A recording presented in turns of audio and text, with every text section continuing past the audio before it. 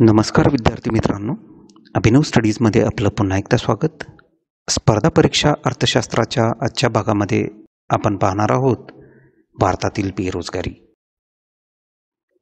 मित्रांनो, भारत हा विकसनशील देश आहे आणि जगात वेगाने वाढणारी एक अर्थव्यवस्था आहे. भारताच्या विकासामध्ये बेरोजगारीची समस्या हे एक मोठे आव्हान आहे.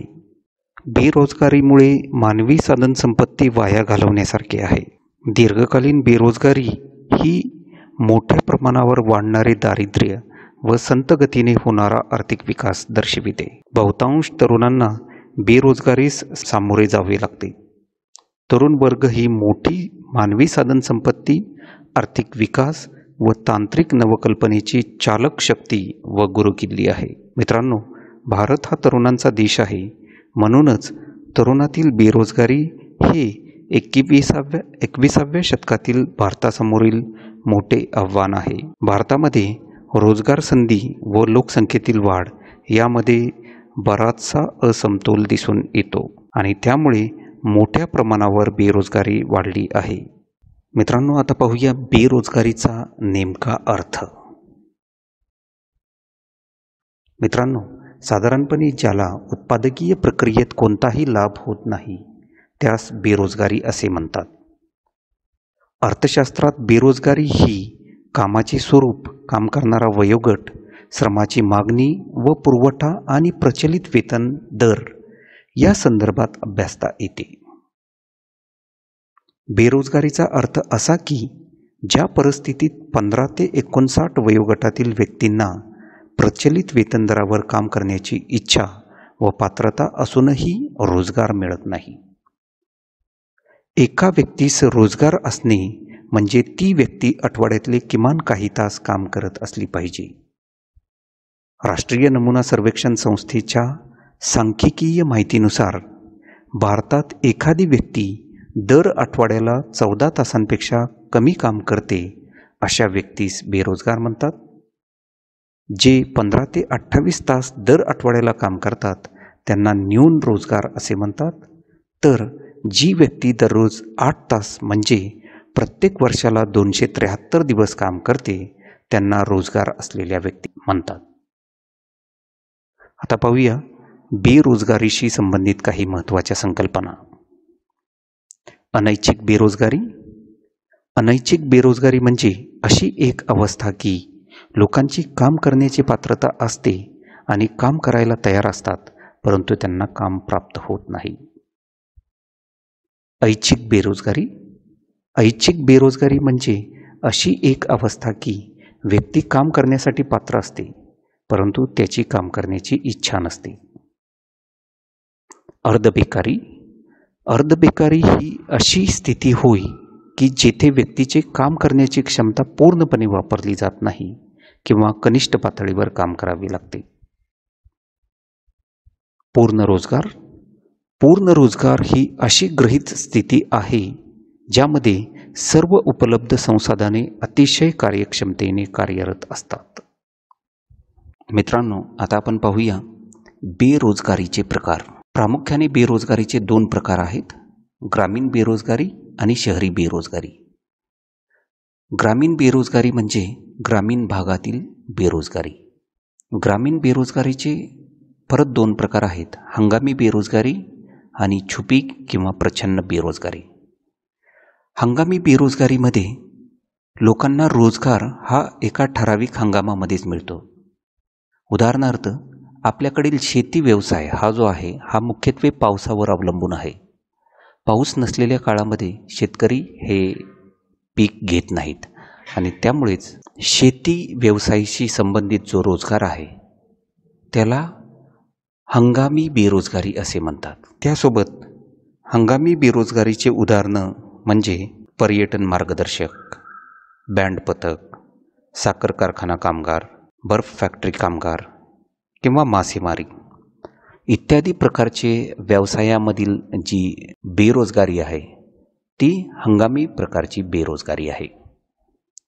छुपी किंवा प्रच्छन्न बेरोजगारी म्हणजे मित्रांनो, सामान्यतः भारतातील खेड्यांमध्ये छुपी किंवा प्रच्छन्न प्रकारची बेरोजगारी आढळून येते. छुपी बेरोजगारी ही एक अशी स्थिती आहे की ज्यामध्ये गरजेपेक्षा जास्त लोक काम करताना दिसतात. त्यापैकी काही मजुरांना कामावरून कमी केले तरी उत्पादनावर त्याचा परिणाम होत नाही. म्हणजे छुप्या बेरोजगारीमध्ये जे लोक एखाद्या ठिकाणी काम करत असतात तिथे खरे तर तेवढ्या लोकांची आवश्यकता नसते.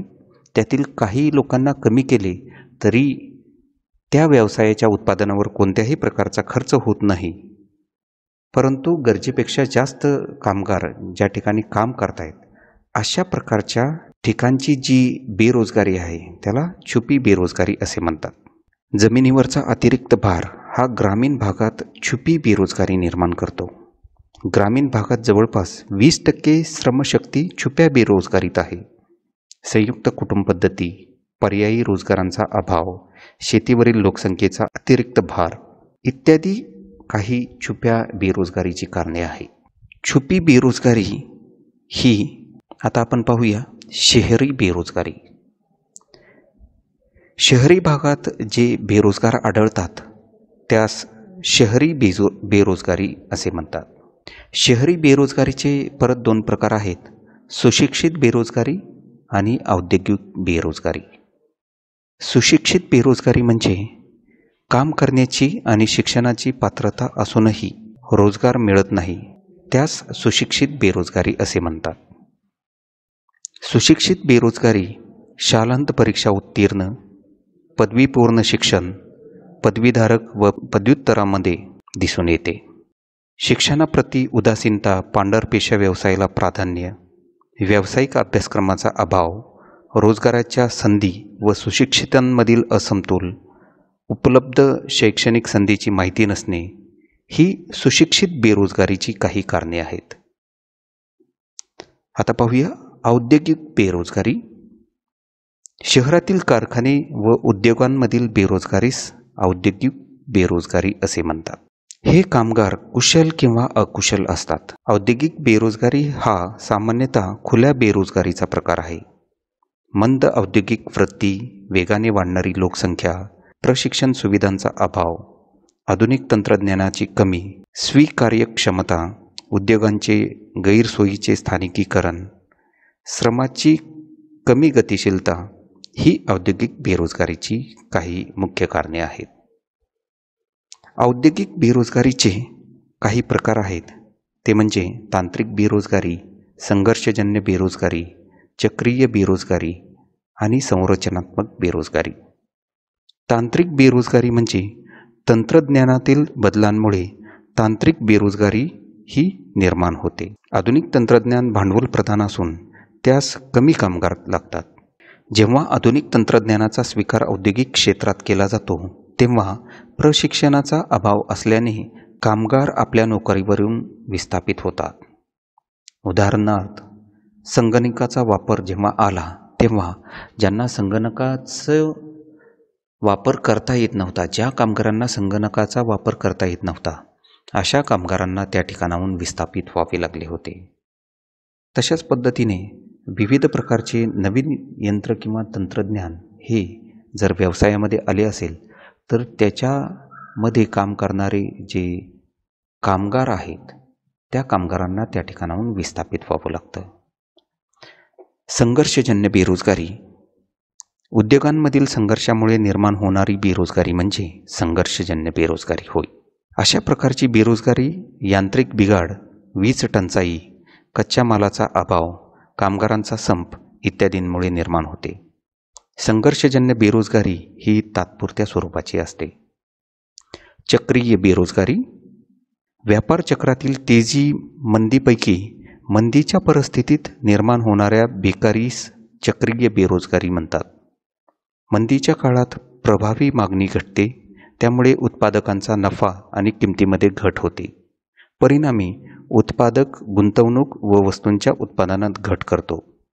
उत्पादनात घट झाल्याने रोजगारात घट होते, परिणामी कामगारास बेरोजगारीस सामोरे जावे लागते. संरचनात्मक बेरोजगारी. देशाच्या आर्थिक संरचनेत काही लक्षणीय बदलांमुळे ही बेरोजगारी निर्माण होते. हे बदल उत्पादन घटकांच्या मागणी व पुरवठ्यावर परिणाम करू शकतात. अर्थव्यवस्थेमधील मूलभूत बदल सरकारी धोरणांमध्ये झालेले बदल, भांडवलाचा तुटवडा, उद्योगाचे एका क्षेत्रापासून दुसरीकडे झालेले स्थलांतर इत्यादी काही संरचनात्मक बेरोजगारीची कारणे आहेत. संरचनात्मक बेरोजगारी ही एक दीर्घकालीन अवस्था आहे. उपलब्ध रोजगार व कामगारांचे कौशल्य यातील तफावतीमुळे संरचनात्मक बेरोजगारी ही निर्माण होते. उदाहरणार्थ, आपल्याला माहिती आहे सुरुवातीच्या काळामध्ये प्रवासासाठी घोडागाडीचा वापर होत होता, परंतु आता घोडागाडीच्या जी जागा आहे ती ऑटो रिक्षा असेल किंवा मोटर बाईक्स असतील यांनी घेतलेली आहे. दुसरं एक उदाहरण म्हणजे सुरुवातीच्या काळामध्ये डॉक्युमेंट तयार करण्यासाठी, कागदपत्रे तयार करण्यासाठी टंकलेखन किंवा टाईपरायटरच्या मदतीने हे लिखाणाचं काम होत होतं, परंतु आता या दोन्हीची जागा संगणकाने घेतलेली असल्यामुळे जे टंकलेखक होते सुरुवातीच्या काळातील ते बेरोजगार झालेले आहेत. आता पाहूया बेरोजगारीची काही कारणे. बेरोजगारीचं पहिलं कारण म्हणजे रोजगार विरहित वाढ. भारतातील रोजगाराच्या वाढीचा दर हा आर्थिक वृद्धीपेक्षा फार कमी आहे. वाढत्या श्रमशक्तीला सामावून घेण्याइतका तो पुरेसा नाही आणि त्यामुळे बेरोजगारी प्रचंड वाढलेली आहे. दुसरं कारण म्हणजे श्रमशक्तीतील वाढ. मित्रांनो, मृत्यूदर वेगाने घटला असताना जन्मदर मात्र त्याच प्रमाणात कमी न झाल्याने देशाची लोकसंख्या मात्र प्रचंड प्रमाणात वाढली आहे आणि त्यामुळे श्रमशक्तीचा विस्तार झालेला असून त्यातून बेरोजगारी ही वाढलेली आहे. तिसरं कारण म्हणजे यांत्रिकीकरणाचा अतिरिक्त वापर. भारतात मनुष्यबळ मुबलक प्रमाणात उपलब्ध आहे. कार्यक्षमतेने काम करणाऱ्या मनुष्यबळामुळे देशाकडे श्रमप्रधान उत्पादनाचे तंत्र वापरणे सोयीचे असते. परंतु उद्योगाबरोबरच शेती क्षेत्रात देखील कामगाराच्या जागी भांडवलाचा वापर होत आहे. जिथे भांडवल मोठ्या प्रमाणात उपलब्ध आहे आणि मनुष्यबळ मर्यादित आहे तिथे स्वयंचलित यंत्राचा वापर योग्य ठरतो. इतर आधुनिक तंत्रज्ञानही तर्कसंगत व न्याय्य आहे. पण भारतासारख्या देशात अशा धोरणांमुळे बेरोजगारीत वाढ होत आहे. बेरोजगारीचं पुढचं कारण म्हणजे कौशल्य विकास कार्यक्रमाचा अभाव.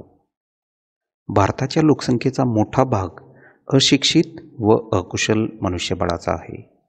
भारतीय उद्योगांना पूरक असे शैक्षणिक अभ्यासक्रम मर्यादित स्वरूपात उपलब्ध आहेत.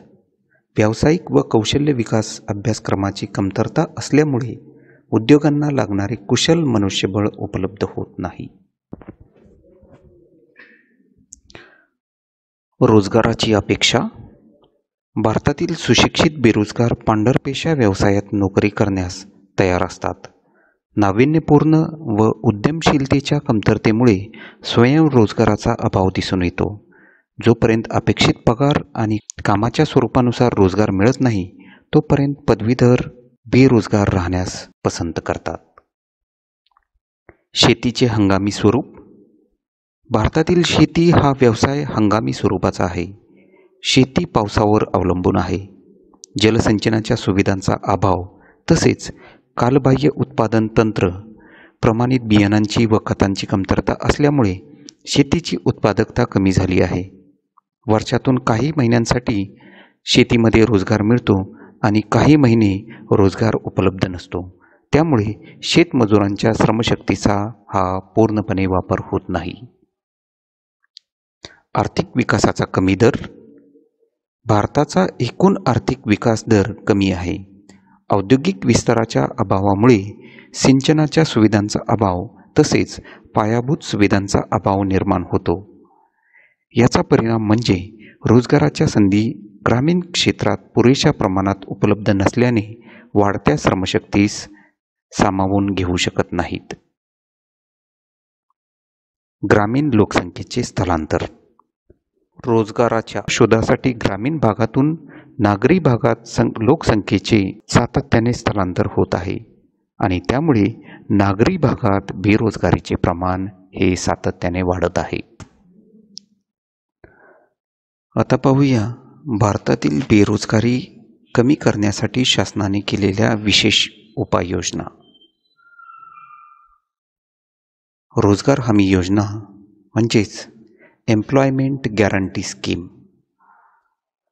मित्रांनो, रोजगार हमी योजना ही सर्वप्रथम महाराष्ट्र सरकारने 28 मार्च 1972 रोजी सुरू केली. रोजगार हमी योजनेचा प्रमुख उद्देश हा ग्रामीण जनतेसाठी उत्पादनक्षम रोजगार पुरविण्यासोबत ग्रामीण बेरोजगारांची व दारिद्र्याची समस्या सोडविणे हा आहे. या योजनेअंतर्गत सरकारने किमान रोजगार पुरविण्याची हमी दिलेली आहे. या योजनेचे महाराष्ट्रातील यश पाहता भारतातील इतर राज्यांनीही ही योजना अंमलात आणली आहे. स्वर्ण जयंती ग्राम स्वयंरोजगार योजना. ही योजना एप्रिल 1999 मध्ये एकात्मिक ग्रामीण विकास कार्यक्रम म्हणजे integrated rural development programme IRDP व इतर योजनांचे पुनर्गठन करून सुरू करण्यात आली. ही ग्रामीण भागातील गरिबांसाठी एकमेव स्वयंरोजगार योजना आहे.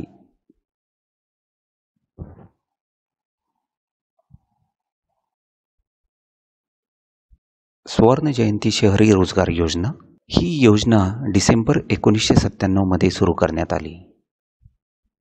ही योजना शहरी बेरोजगारांना व अर्ध बेरोजगारांना रोजगार पुरविते.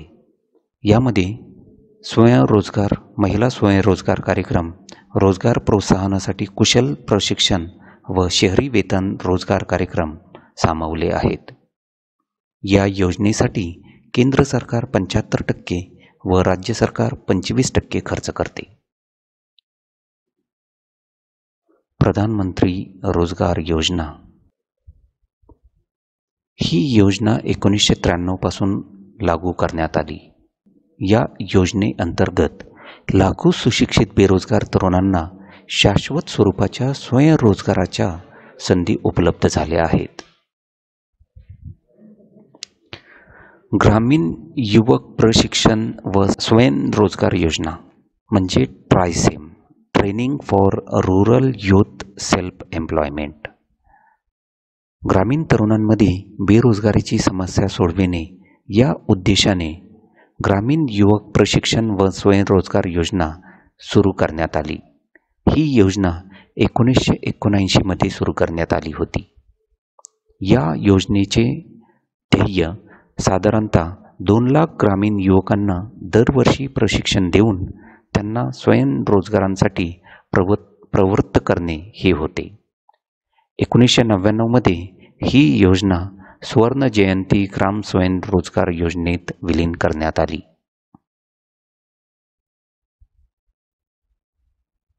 कौशल्य विकास आणि उद्योजकता विकासासाठीचे राष्ट्रीय धोरण 2015. कौशल्य विकासासाठी पहिले राष्ट्रीय धोरण 2009 मध्ये जाहीर करण्यात आले. हे धोरण खाजगी क्षेत्रातील सहभागी नव उपक्रमशील उपक्रमांना प्रोत्साहन देते. या योजनेचा मुख्य उद्देश म्हणजे संयोजन कौशल्य वाढवून विविध घटकांना बळकटी देणे हा होय. यामध्ये उद्योगशील संस्कृतीला प्रोत्साहन देणे, उद्योजकांना प्रोत्साहन देऊन उद्योग व्यवसायांचे पर्याय उपलब्ध करून देणे आणि महिलांना उद्योगशील बनण्यास प्रोत्साहन देणे अशा बाबींचा समावेश होतो. Startup India. स्टार्टअप इंडिया हा उपक्रम केंद्र शासनाने जानेवारी 2016 मध्ये सुरू केला.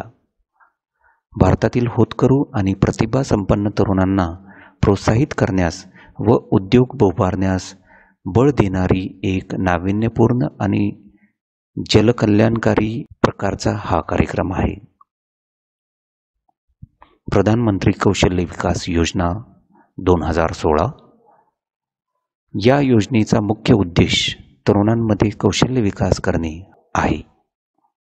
या योजनेअंतर्गत युवकांना यशस्वीरित्या कौशल्य विकास प्रशिक्षण कार्यक्रम पूर्ण केल्याबद्दल मोबदला पैशांच्या स्वरूपात देऊन कौशल्य विकासास प्रोत्साहन दिले जाते.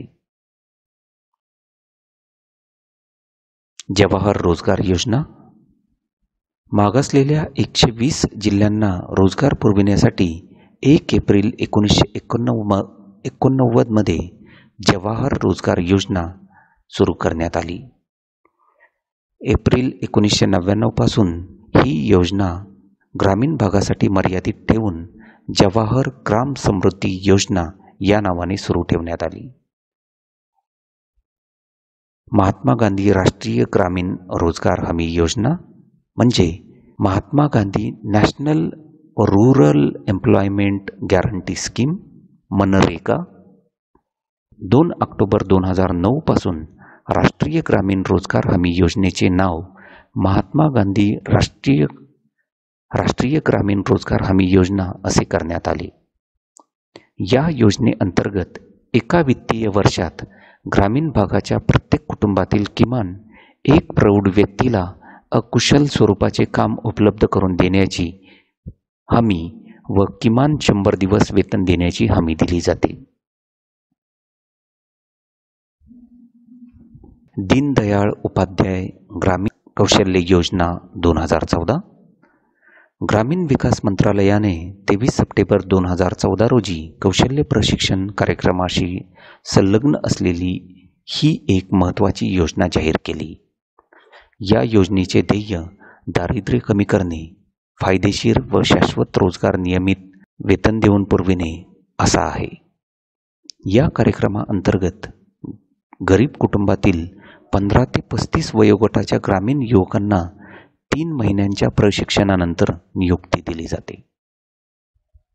तर मित्रांनो, अशा पद्धतीने आजच्या भागामध्ये आपण भारतातील बेरोजगारी यावर सखोल अभ्यास केला.